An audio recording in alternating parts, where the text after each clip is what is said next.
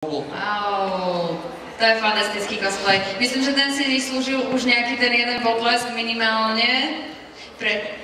Áno, mandlý meč. Prečo si vybrala tento cosplay, alebo čím ťa oslovila tá postava?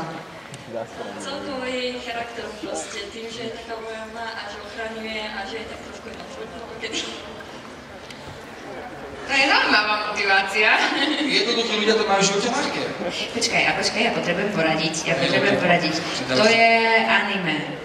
A ty si členkou skupiny a členkou teroristickej skupiny? Vysvetlíš mi to? Tak Inori je vlastne speváčka skupiny Egoist a takisto je ale jedno z hlavných protagonistiek teroristickej skupiny Undertakers. A ty majú za úlohu čo? Nie, za úlohu chrániť vlastne ľudí. Oni nie sú teroristická skupina v tom pravom slova zmysle.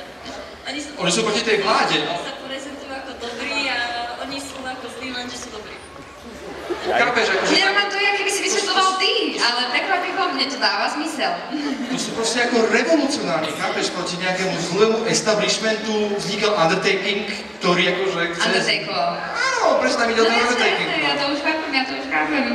A povedz mi ešte jednu vec. To, čo si vyrabila tú zbraň, to trvalo najdlhšie, alebo to je meč, alebo len blade, alebo čo to je?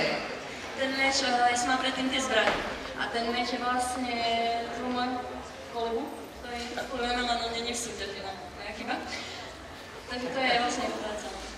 Aha, takže to je vlastne tvoj kolega, ten meč.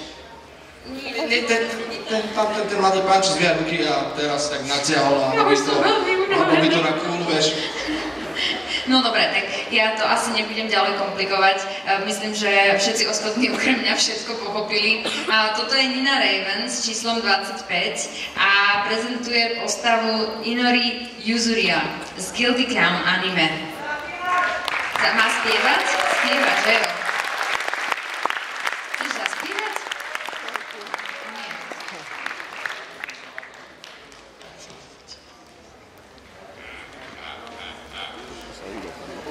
Ja neviem, k čomu to bolo, ale rozhodne to nebolo na Ninu.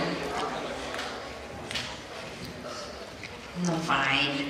Tak s 25-kou ešte raz Nina Raven ako Inori Yuzuria z Guilty Crown anime. Členka viacerých skupín vrátane hudobnej.